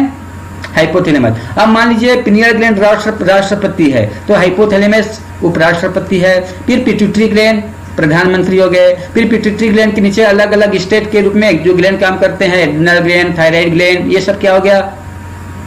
क्या हो गया? मुख्यमंत्री हो गए, ठीक है। फिर वो अलग अलग ग्लैंड फिर अलग अलग अंगों को उकसाने के लिए काम करता है, तो वो सब कलेक्टर को ऑर्डर देंगे, शरीर के कलेक्टर, ठीक है। तो इस प्रकार से निर्धारण है दोस्तों। और जब बिगड़े हुए हालात सुधर जाता है तो सुपीरियर ग्लैंड अपना केमिकल बनाना रोक देता है, जो शरीर की स्थिति के अनुसार एक्टिव रहते हैं। इन ग्लैंड से निकलने वाले रसायन को हार्मोन कहते हैं। क्या बोलते हैं? हार्मोन कहते हैं, जो बाहरी मेडिसिन से कई गुना ज्यादा पावरफुल होता है, जो शरीर के प्रॉपर संचालन के लिए और शरीर के जितना भी मैसेज है उनको एक जगह से दूसरे जगह लाने ले जाने के लिए हार्मोन जिम्मेदार होते हैं। इसलिए हार्मोन को मैसेंजर का नाम से जाना जाता है, बॉडी मैसेंजर के नाम से भी जाना जाता है। और शरीर के कई सारे बीमारियों को इन्हीं हार्मोन के द्वारा ठीक किया जाता है। मगर इन ग्लैंड्स को ठीक से काम करने के लिए उचित मात्रा में रक्त के साथ साथ भोज्य पदार्थ, ऑक्सीजन, विभिन्न प्रकार के मिनरल्स, विटामिन्स आदि की भी जरूरत पड़ता है, जो खाने के पाचन के बाद पर्याप्त मात्रा में प्राप्त होते हैं, जो कि शरीर का नेचुरल प्रोसेस है। मेडिकल साइंस के अनुसार शरीर में बीमारियां आने के कई सारे कारण हैं, जैसे कि आनुवांशिक एबनॉर्मलिटी, इन्फेक्शन, चाहे वायरल हो, चाहे बैक्टीरियल हो, चाहे कीटाणु या परजीवी के रूप में हो, केमिकल रिएक्शन तथा रेडिएशन, मार लगना या ट्रॉमा या एक्सीडेंट या डिजेनरेशन की वजह से, या इस्केमिक यानी रक्त परिवहन की कमी के कारण, जैसे थ्रोम्बस है, एम्बोलिज्म है या इन्फॉक्ट, मेटाबॉलिक ट्यूमर या सूजन, ये सब बीमारी आने के कारण होते हैं मेडिकल साइंस के आधार पर। और इन सभी कारणों का संबंध हमारे शरीर के किसी न किसी अंगों को प्रभावित करने के कारण होता है। जैसे इन्फेक्शन यानी वायरस, बैक्टीरिया, फंगल, कीटाणु या परजीवी कोई भी इन्फेक्शन हो, तो इन्फेक्शन से लड़ने के लिए हमारे शरीर में भगवान ने, ईश्वर ने इम्यून सिस्टम बनाए हुए हैं। ठीक है, जो आपको जन्म से मिला हुआ है, कोई बाहर से मेडिसिन लिए नहीं हो, वो सब ऑलरेडी आपके शरीर में मौजूद है। और ये इम्यून सिस्टम ईश्वर ने ऑलरेडी दिए हुए है शरीर को इन्फेक्शन से लड़ने के लिए, इन्फेक्शन को खत्म करने के लिए। जो बाहर से आए हुए किसी भी प्रकार के इन्फेक्शन को रोकना और रोक करके खत्म करने का काम इम्यून सिस्टम का होता है, जो शरीर का नेचुरल प्रोसेस होता है। इनको चलाने के लिए कोई भी दवाई लेने की जरूरत नहीं होती, इसलिए शरीर अपने आप में दवा खाना है। इस इम्यून सिस्टम में कई सेल्स या अंग होते हैं, जैसे कि श्वेत रक्त कणिकाएं, जिसे हम लोग व्हाइट ब्लड सेल के नाम से जानते हैं या ल्यूकोसाइट के नाम से जानते हैं, lymphocyte, antibody, spleen, thymus gland और लीवर। ये जो अंग और जो ग्लैंड्स है, कोशिकाएं जो होते हैं ना, हमारे शरीर में इन्फेक्शन को रोकने और खत्म करने का काम करते हैं। यही सेल्स या अंग शरीर में आए हुए इन्फेक्शन को रोकता है और खत्म करने का भी काम करता है। जब हमारे शरीर में कोई बाहरी कीटाणु या बैक्टीरिया, वायरस या फॉरेन मैटर आता है, तब हमारे शरीर के इम्यून सिस्टम एक्टिव हो जाते हैं, सक्रिय हो जाते हैं, जिनके कारण हमारे शरीर के विभिन्न WBC सेल्स, जिसे हम लोग श्वेत रक्त कणिकाएं हैं, लिम्फोसाइट है, ये सभी सेल्स जो होते हैं ना, फॉरेन मैटर से लड़ने लगता है और लड़ करके फॉरेन मैटर को खत्म करने का काम करते हैं, इन्फेक्शन को खत्म करने का काम करते हैं। इस युद्ध के कारण जब हमारे शरीर का इम्यून सेल और इन्फेक्शन जब आपस में लड़ेगा, तो इस युद्ध के कारण हमारे शरीर में कई प्रकार के केमिकल बनेंगे, टूटेंगे कोशिकाओं के द्वारा। जब बहुत सारे कोशिका टूटेंगे तो एक प्रकार से केमिकल बनते हैं, उस केमिकल को साइटोटॉक्सिन बोलते हैं। और उसी युद्ध और गर्मी, उस युद्ध की वजह से शरीर में एकदम हीट पैदा होता है, गर्मी पैदा होता है। एनर्जी का निर्माण होने के लिए शरीर के विभिन्न कोशिकाओं को ताकत मिलने के लिए एनर्जी बनता रहता है, जिससे हमारे बॉडी टेम्परेचर बढ़ जाता है, जिसे हम लोग बुखार के नाम से जानते हैं। इस युद्ध में हमारे शरीर के कई सारे सेल्स और फॉरेन मैटर भी खत्म हो जाते हैं, जिससे मवाद या पस बन जाते हैं हमारे शरीर में, जो शरीर के बाहर फोड़े, फुंसी के रूप में या पेशाब के रूप में या संडास के रूप में बाहर निकाल दिए जाते हैं। हाँ, एक बात और है, जब युद्ध के दौरान सेल टूटते हैं तो सेल्स के टूटने से हिस्टामाइन नामक केमिकल निकलते हैं। कौन सा? हिस्टामाइन नामक केमिकल निकलते हैं, जो गैस्ट्रिक सिक्रेशन को बढ़ा देते हैं, जिससे उल्टियां आते हैं, कई लोग को वोमिटिंग होते हैं। और यही हिस्टामाइन वहां के मसल्स के आसपास के जो कैपिलरीज होते हैं ना, जहां पर सेल टूटा हुआ है, डैमेज हुआ है, मास्ट सेल हो चाहे बेसोफिल सेल हो, उनमें हिस्टामाइन बनता है, जो इन्फेक्शन से लड़ते लड़ते टूट जाते हैं और टूटने से हिस्टामाइन बनते हैं। तो ये हिस्टामाइन जहां पर जमा होगा, उस जगह के आसपास के जो कैपिलरीज होते हैं ना, ब्लड वेसल होते हैं, उनको डायलेट कर देते हैं, फैला देते हैं, जिससे वहां के मसल्स है ना, वहां पर दबाव आ जाते हैं, और वहां पर दबाव आने के कारण उस जगह में सूजन आ जाते हैं, इन्फ्लेमेशन आ जाते हैं। इसी कारण न्यूरोथेरेपी में कहते हैं, क्या कहते हैं न्यूरोथेरेपी? यदि कोई भी इन्फेक्शन अगर शरीर में ज्यादा दिनों तक रहे, तो यही इन्फेक्शन जहां पर जमा हुआ है उन अंगों में इन्फ्लेमेशन में बदल देता है, उस अंगों को इन्फ्लेमेशन या सूजन में कन्वर्ट कर देता है। ठीक है, ये आप लोग ध्यान देना, ये न्यूरोथेरेपी कहता है। यदि हमारे शरीर के इम्यून सेल या अंग उचित कार्य ना करे, तो ही शरीर में बीमारी का कारण बनेगा या बीमारी का कारण बनता है। इसके लिए हमें सही खान पान, सही रहन सहन, शुद्ध वातावरण या कुछ कसरत या व्यायाम या एक्सरसाइज या पसीने निकलने जैसा कार्य कर ले, तो हमारा इम्यूनिटी मजबूत रहेगा और किसी भी प्रकार के इन्फेक्शन से लड़ सकते हैं। इसी प्रकार अगर किसी भी व्यक्ति को मार या चोट लगता है या ट्रॉमा हो जाता है, तो वहां के कई सारे कोशिकाओं के टूटने से सेल से हिस्टामाइन नामक केमिकल ही निकलेगा, जो उस जगह के ब्लड वेसल को रिलैक्स या फैला देते हैं, जिससे वहां के मसल्स में दबाव आने लगते हैं, जिसके कारण वहां पर सूजन होना, गर्म लगना उस जगह को छूने पर, दबाने पर दर्द होगा और वो जगह लाल दिखना और वो जगह काम नहीं करता, तो ऐसे 5 लक्षण से युक्त कंडीशन को इन्फ्लेमेशन या सूजन बोलते हैं। इन्फ्लेमेशन के 5 लक्षण, एक सूजन के रूप में दिखाई देना, जगह को छूने पर गर्म लगना, छूने पर दर्द होना, वो लाल दिखना और वो जगह इनेक्टिव हो जाता है। ठीक है, तो ये 5 लक्षण सूजन को होता है, इन्फ्लेमेशन के होते हैं, जो मार लगने की वजह से हो सकते हैं या इन्फेक्शन की वजह से हो सकते हैं या एलर्जी की वजह से हो सकते हैं। और वहां पर मसल्स के आसपास जो सीरम का जमावट होता है, मार लगने के बाद बहुत सारे जब सेल टूटते हैं, ब्लड के पेरिस टूटते हैं ना, तो वहां से सीरम निकलने लगते हैं और सीरम के जमावट की वजह से ही वहां जो अंदर में मार लगने की वजह से या चोट लगने की वजह से जो घाव बना हुआ है, जिसे आंतरिक घाव बोलते हैं, वो ठीक नहीं हो पाता सीरम के जमावट होने की वजह से।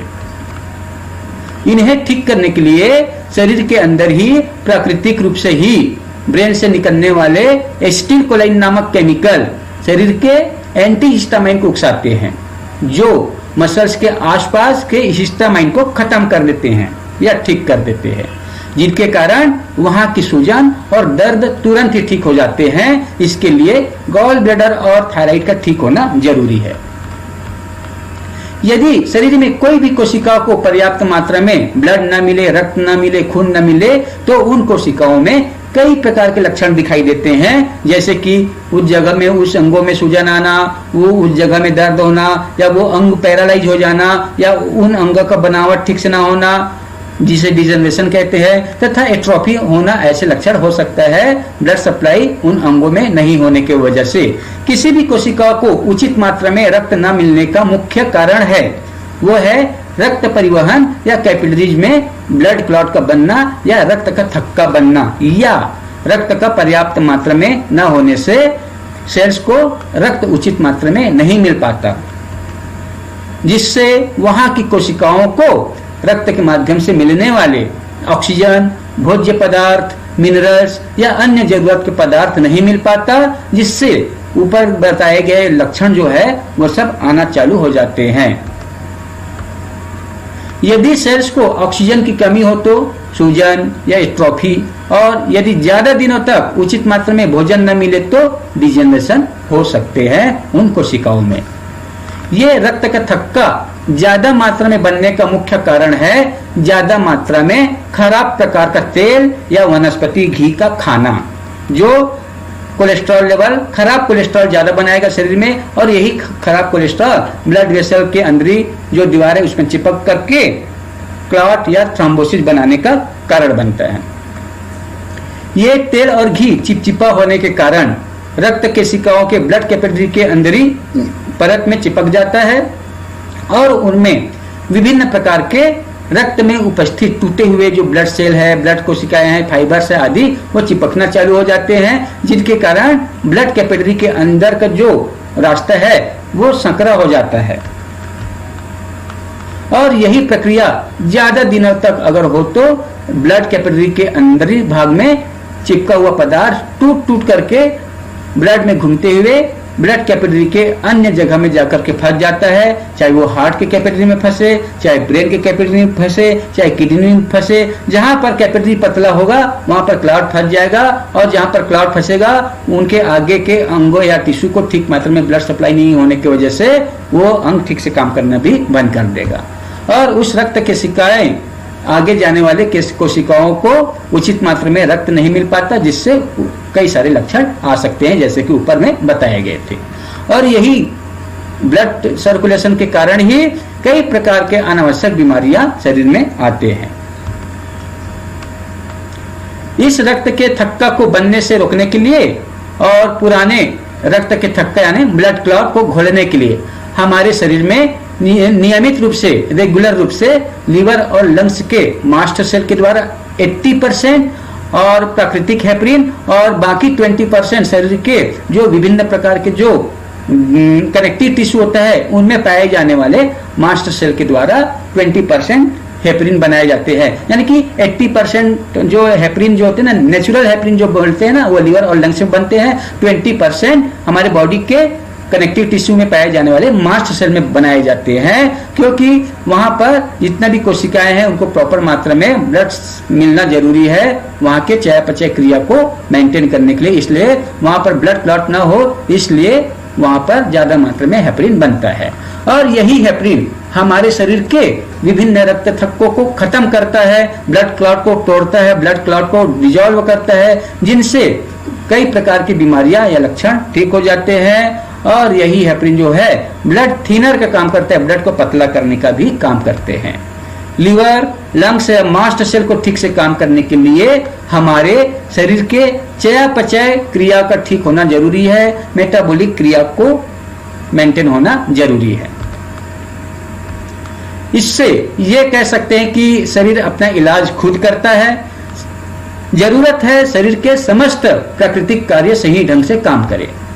आनुवांशिक असामान्यताएं या जेनेटिक बीमारियों के कारण भी मुख्य वजह होते हैं, जैसे कि मां में प्रेगनेंसी के दौरान उचित पोषक पदार्थ या भोज्य पदार्थ की चयापचय का असंतुलन होना भी जेनेटिक बीमारी का कारण हो सकते हैं, या विभिन्न हार्मोन के इनबैलेंस की वजह से जेनेटिक बीमारियां आ सकते हैं, या विटामिन मिनरल्स के इनबैलेंस की वजह से भी जेनेटिक बीमारी आ सकते हैं। ब्लड प्रेशर या टेम्परेचर कम या ज्यादा होगा तो भी जेनेटिक बीमारियां आ सकते हैं। कुछ बाहरी कारण जैसे इन्फेक्शन है या कोई मार लगता है तो उनके वजह से भी हमारे शरीर की कोशिकाओं में जो जीन्स है वो म्यूटेशंस हो जाते हैं, जिनके वजह से जेनेटिक बीमारी आते हैं। हाँ मित्रों, ये सत्य है। आपको मालूम होगा कि माँ अपने गर्भ में 9 महीने तक बच्चे का देखभाल करती है, गर्भ में, ठीक है। 9 महीने तक गर्भ में बच्चे रहते हैं जिनका देखभाल माँ खुद करते हैं। इस देखभाल के लिए माँ को बहुत ही सावधानी की जरूरत होती है। माँ जैसे पोषण लेंगे वैसे ही पोषण गर्भ के बच्चे को भी मिलेंगे, यानी माँ के सक्रियता के आधार पर, एक्टिविटी के आधार पर गर्भ में बच्चे का विकास होगा। आप ये समझिए मित्रों, आपको बताया गया है कि शरीर के सभी कोशिकाओं के लिए आवश्यक भोज्य पदार्थ, उचित ऑक्सीजन, उचित टेम्परेचर आदि की भी जरूरत होती है। इनके लिए या इनके अलावा बाहरी कारक जैसे मार लगना, इन्फेक्शन, वातावरणीय प्रभाव आदि भी शरीर के कोशिकाओं को प्रभावित करता है। अब गर्भ में पलने वाले बच्चे के लिए भी यही सब फैक्टर निर्भर करता है स्वस्थ होने के लिए, और यही फैक्टर निर्धारित करता है कि शरीर की आनुवंशिकता। अब ये सभी फैक्टर माँ के शरीर में यदि ठीक ठाक है तो गर्भ में बच्चे स्वस्थ होंगे, और यदि कोई फैक्टर बाधित हो या रुकावट पैदा कर रहा हो तो गर्भ में बच्चे के विकास के समय बच्चे के सेल्स में लक्षण के आधार पर होने वाले जीन्स के कोडान में परिवर्तन या उत्परिवर्तन आ जाते हैं, जो बच्चे के जन्म के बाद उसी म्यूटेशन या उत्परिवर्तित कोडान के रूप में विकसित होते हैं, और यही बच्चे में आनुवंशिकता असामान्यता का कारण बनते हैं या जेनेटिक एबनॉर्मलिटी का कारण बनते हैं। इस बीमारी का इलाज लाइलाज है, किंतु इस असामान्यता या एबनॉर्मलिटी को होने से हर माँ अपने विभिन्न कारक को सही रखकर या ठीक ठाक रख करके ठीक कर सकते हैं। आधुनिकता यानी मॉडर्निटी के चक्कर में आज ज्यादातर बच्चों में ये समस्या ज्यादातर बढ़ गई है। कैंसर, तनाव और शरीर के अंदर रसायन के दुष्प्रभाव से आंतरिक विकार, आंतरिक बीमारियां, आंतरिक रोग जैसे भारी धातु का बढ़ना, हैवी मेटल्स का बढ़ना, या उल्टी होना, अल्सर होना, गैस एसिडिटी का होना और पेट दर्द आदि उत्पन्न होना चालू हो जाते हैं। इन रेडिएशन विकिरण और दूषित रसायन के प्रभाव को कम करने या ठीक करने के लिए तथा शरीर के इनएक्टिव या सुप्त कार्यों को जागृत करने के लिए या एक्टिव करने के लिए रोज सुबह शाम व्यायाम, प्राणायाम और हरी शाक सब्जियां के अलावा हल्के संतुलित भोजन लेने से शरीर का अंदर के जो बीमारियां है उनमें कमी आती है और शरीर को अपने आप ठीक करने में मदद करते भूमिका निभाते हैं। आज आधुनिकता और विज्ञान के युग ने हमें बहुत से जरूरत की चीजें दिए हैं और कार्य को आसान और सरल बना दिए हैं, दैनिक जीवन को। लेकिन विज्ञान के इस देन ने हमारे नियमित दिनचर्या को बांध कर रख दिए हैं। विश्व के सभी कोनों में मोबाइल है या टीवी टावर है या अन्य सैटेलाइट से निकलने वाले रेडिएशन का कारण हमारे शरीर पर कई विपरीत या प्रतिकूल प्रभाव डालते हैं जिससे शरीर को नुकसान होता है। इनके अलावा कारखानों का आज भी दिन दुनी वृद्धि हो रहे हैं और वहां से निकलने वाले जो प्रदूषित जो रसायन है, वहां से निकलने वाले जो धुआं है, उनके द्वारा शरीर पर कई प्रतिकूल या त्वचा से संबंधित बीमारियां होना चालू हो गया है। जैसे कि मित्रों, ऐसे भी हमारे शरीर में बीमारियों के विभिन्न रूप है। जैसे कि एक्यूट, कोई भी बीमारी एक्यूट कंडीशन में दिखाई देता है जिसमें बीमारी अचानक, तत्काल या तुरंत आ जाते हैं। या क्रोनिक होते जो बीमारी बहुत पुराने होते हैं, काफी दिन हो चुके हैं। एक्वायर्ड, जो किसी भी अन्य जगह से उनको उपार्जित किया जाता है, जन्म के बाद कभी भी हम कहीं दूसरे जगह से अपने शरीर में ढाल लेते हैं, ऐसे बीमारियां। कंजेनाइटल, जन्म से होने वाले विभिन्न प्रकार की बीमारियां। और सिम्टम्स यानी असामान्य पहचान या लक्षण। सिंड्रोम यानी बहुत सारे लक्षणों या बीमारियों के समूह के रूप में होना। तो इस रूप में हमारे शरीर में बीमारी दिखाई देते हैं। इनके कई सारे फैक्टर या कारण हो सकते हैं। किसी को बीमारी जल्दी दिखाई देते हैं, किसी को शरीर के अंदर बहुत सालों से है मगर शरीर की बीमारी पता ही नहीं चल रहा है, मगर एक बार ऐसा आता है कि वो एकदम उभर कर आ जाता है सामने। ठीक है, कई बीमारियां किसी दूसरे व्यक्ति से हमारे में आ जाते हैं। जैसे आजकल कोरोना काल चल रहा है तो कोरोना किसी व्यक्ति से दूसरे में भी आ सकता है, तो ऐसे बीमारी को एक्वायर्ड बोलते हैं। ठीक है, या HIV भी हो सकता है। इन्फेक्शन से रिलेटेड बीमारी एक्वायर्ड के रूप में ज्यादातर होते हैं। कंजेनाइटल, जिनको गर्भ के दौरान से जो बीमारी है वो कंजेनाइटल है। या सिंड्रोम, जो बहुत सारी बीमारी से युक्त जो है सिम्टम, वो सिंड्रोम कहलाते हैं। ठीक है दोस्तों, तो ये इस रूप में बीमारी हमारे शरीर में आ जाते हैं। इन सभी का मुख्य कारण हमारे शरीर के प्राकृतिक कार्यों का संचालन ठीक से नहीं है, यानी बाधित है। यदि शरीर का कार्य का संचालन ठीक से हो तो ऊपर जितना भी बताए गए कोई भी रूप में शरीर में नहीं आएगा बीमारी, और शरीर के अंदर जो केमिकल के द्वारा ही शरीर के अंदर की बीमारी ठीक हो जाता है। बीमारियां कोई भी हो, हर बीमारियों के लिए शरीर के अंदर नेचुरल केमिकल या दवाइयां हैं जो नियमित रूप से बनते हैं, निश्चित मात्रा में बनते हैं। कुछ एलोपैथी दवाइयां जो विभिन्न बीमारियों के लिए प्रयुक्त होते हैं या उपयोगी होते हैं, वह कई सारे रासायनिक पदार्थों या कार्बनिक पदार्थों या विभिन्न जीवों के प्राप्त अवशेषों से बनाए जाते हैं या संश्लेषित करके बनाए जाते हैं, जिसका हमारे शरीर के किसी भी सेल्स के साथ कोई वास्ता नहीं है।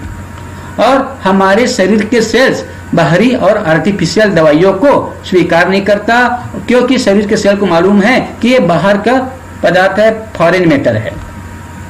हाँ, एक बात तो और है कि बाहरी और आर्टिफिशियल दवाइयां शरीर के कुछ लक्षणों को दबा देते हैं, जिससे लगता है कि वह बीमारियां ठीक हो गई है, शरीर की बीमारियां ठीक हो गई है।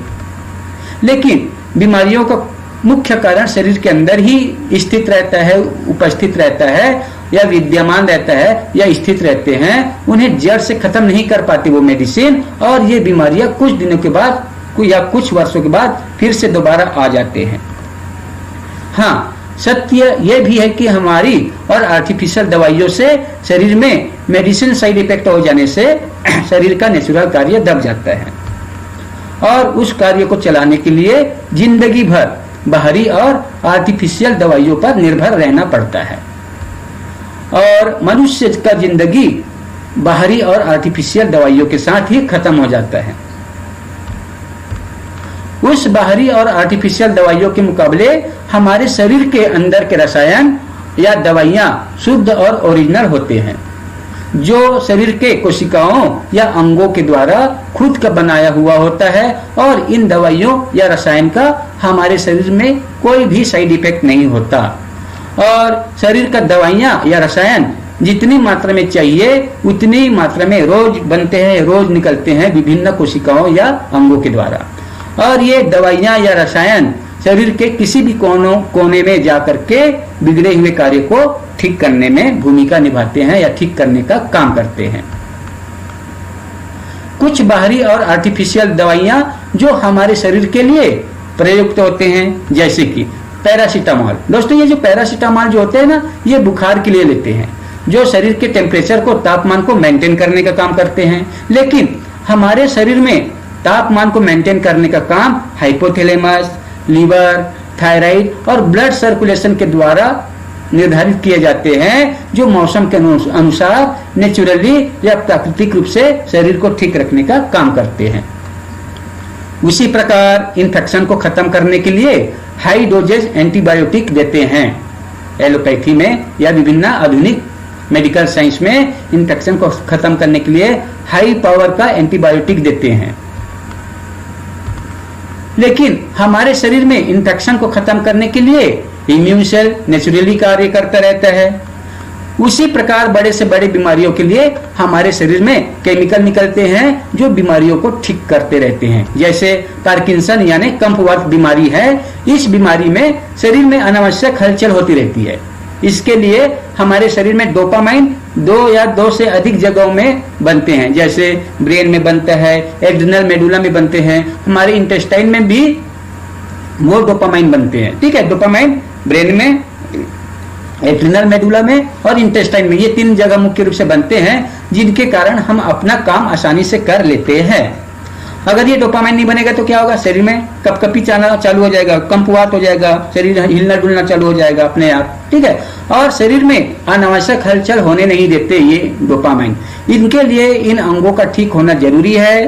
ब्रेन, इंटेस्टाइन अगर और एड्रिनल मेडुला अगर प्रॉपर काम करेगा तो ये डोपामाइन प्रॉपर बनेगा, और डोपामाइन प्रॉपर बनेगा तो पार्किंसन बीमारी नहीं आएगा। और अगर इन तीनों अंगों को काम करना है तो उन तीनों अंगों को ठीक से स्वस्थ रहना जरूरी है। और इस अंगों के स्वस्थ होने के लिए डाइजेस्टिव सिस्टम को काम करना पड़ेगा, पेट को ठीक रहना पड़ेगा, और ब्लड सर्कुलेशन भी प्रॉपर रूप से मेंटेन होना चाहिए, सर्कुलेशन होना चाहिए।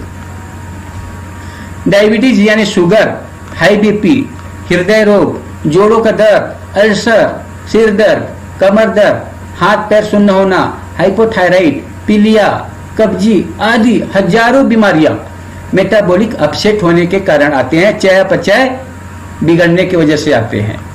इनके लिए हमें अपना पेट ठीक रखना चाहिए, यानी कभी भी गैस एसिडिटी बनने नहीं देना चाहिए। अगर आपको लग रहा है गैस एसिडिटी है, कब्जी है, तो सबसे पहले आप पेट को सुधारिए, लूज मोशन करिए, दस्त कराइए, अच्छी तरह से पेट का मसाज करिए ताकि मोशन अच्छी तरह से आ जाए।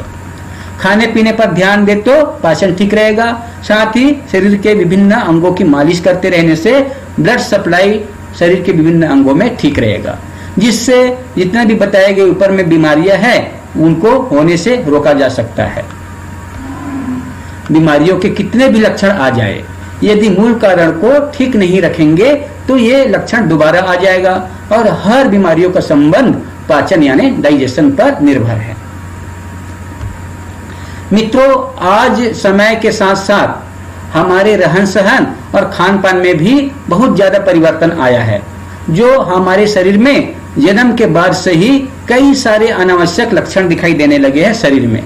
जैसे गर्भ में यानी प्रेगनेंसी के दौरान बच्चे गर्भाशय के अंदर एक बंद कमरे में यानी बिल्कुल अंधेरे में रहते हैं। यहाँ पर समझने का मतलब ये है कि जब किसी भी बच्चे का अस्तित्व होता है ना, तो अस्तित्व उसके माँ के गर्भ में से चालू होता है, और वो बच्चा माँ के गर्भ में 9 महीने तक रहते हैं बिल्कुल अंधेरे में, बिल्कुल बंद कमरे में रहते हैं, गर्भाशय में रहते हैं, और वो जगह बिल्कुल अंधेरा रहता है और वो जगह एकदम गर्म भी रहेगा। ठीक है, बाहर के टेम्परेचर से शरीर के वो भाग ज्यादा टेम्परेचर युक्त रहेगा। ठीक है दोस्तों, और ये गर्भाशय में जो टेम्परेचर होता है ना, वो काफी गर्म भी होता है, और गर्भाशय में ही बच्चे के नियमित पोषण के लिए माँ के द्वारा ली गई पोषण ही जिम्मेदार होते हैं, जो बच्चे में विकास का कारण बनता है। जब बच्चे के अंग विकसित हो जाते हैं तब बच्चे के खुद का अंग माँ के पोषण के साथ साथ तालमेल बैठा करके बच्चे का अंग अपने आप में वृद्धि करते रहते हैं। लेकिन आजकल अस्पतालों में जब बच्चे जन्म लेते हैं उस वक्त डिलीवरी के दौरान वहां का तापमान बहुत ही ठंडे होते हैं। क्यों? क्योंकि उस जगह में, उस हॉस्पिटल में एसी चलाया जाता है। ठीक है, और जहां डिलीवरी होता है, जहां पर प्रसव क्रिया होते हैं, उस रूम में एसी चलता रहता है, जो बच्चे के जो नियमित जो टेम्परेचर है, जो गर्भ में पड़ रहे जो बच्चे हैं उनका जो टेम्परेचर हाई है और बाहर का टेम्परेचर एकदम ठंडी है एसी की वजह से, तो बच्चे का जो टेम्परेचर है और जैसे ही वो बाहर आते हैं तो उस बाहर के टेम्परेचर के साथ मेल नहीं खा पाता, और बच्चा जिस गर्मी में रहे गर्म शरीर के अंदर, और जैसे ही बाहर आते हैं उनको ठंडी मिलता है तो बच्चे का शरीर एकदम चौंक जाता है, एकदम सिकुड़ जाता है, और ये प्रभाव ब्रेन पर पड़ता है, जिसकी वजह से बच्चा मंद बुद्धि या सेरिब्रल पैल्सी हो सकते हैं। और बच्चे इस तापमान पर आने पर तुरंत ही सिकुड़ जाते हैं, जो शरीर के ऑटोनॉमिक क्रिया डिस्टरबेंस हो जाते हैं, बाधित हो जाते हैं। यानी डिलीवरी वाला जो जगह जो होता है ना वो गर्म होना चाहिए नियम के अनुसार।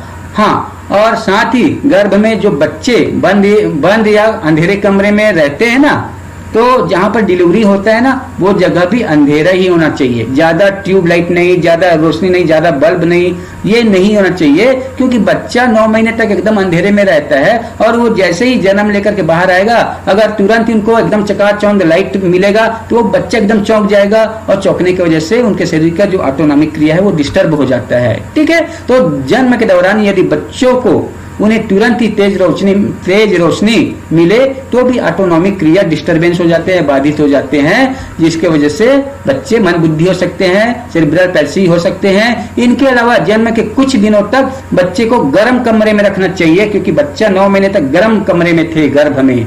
ठीक है, इसलिए बच्चे को एसी की जरूरत नहीं है, कुछ दिनों तक बच्चे को गर्म जगह में रखना चाहिए। आप लोग देखते होंगे गांव में जब बच्चा पैदा होता है ना तो एकदम अंधेरे कमरे में रखता है, वहां पर सिर्फ दिया जलाया जाता है, दिए की रोशनी में डिलीवरी कराया जाता है। और जिस रूम में बच्चा पैदा होना होता है ना उनके पहले ही अंगीठी जला दिया जाता है, गोरसी बोलते हैं, आग का भट्टी जला के रखते हैं ताकि वो रूम गर्म रहे, ताकि जब बच्चा पैदा हो तो उस बच्चे को गर्भ में जो टेम्परेचर में थे वही टेम्परेचर बाहर भी मिलेगा, तो बच्चे का जो ऑटोनॉमिक क्रिया है वो बैलेंस रहेगा, डिस्टरबेंस नहीं होगा। ठीक है, इसलिए ध्यान देना ये 2-3 चीज बातें, एक तो डिलीवरी अंधेरे कमरे में हो और साथ में वो गर्म जगह हो, ये आप लोग ध्यान देना।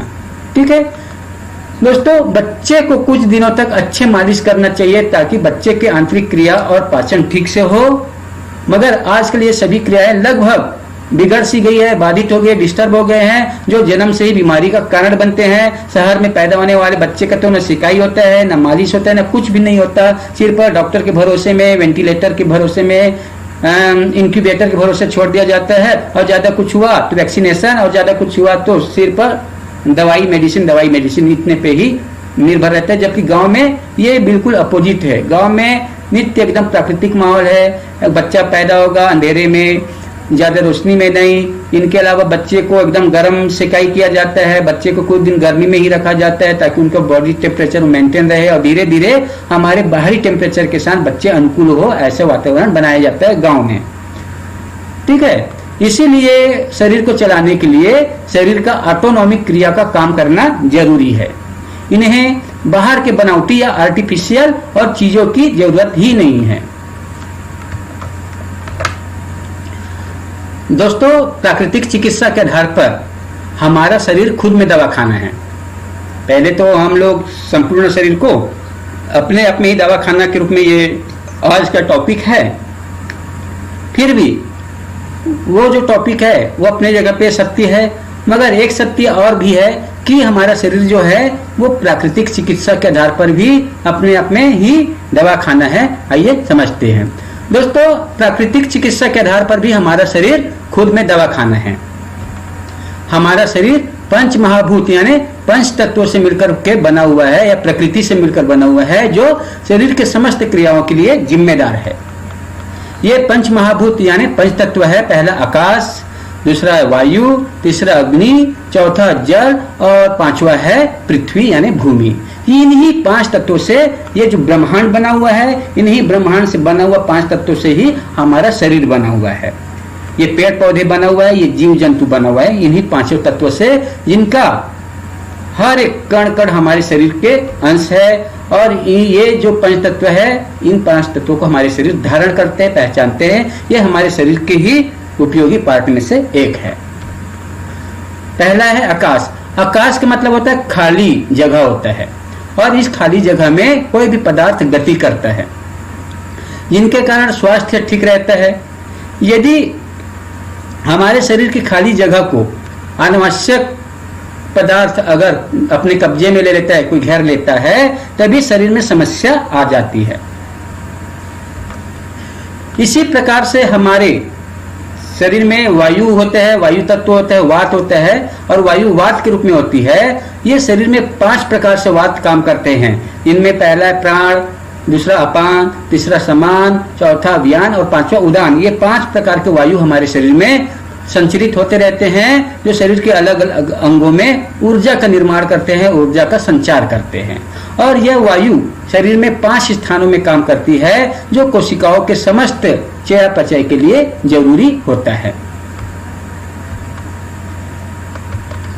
तीसरा है अग्नि। हमारे शरीर में पित्त यानी पित्त जो होते हैं अग्नि के रूप में होते हैं, जो ऊर्जा और उष्मा और तेज के रूप में होती है।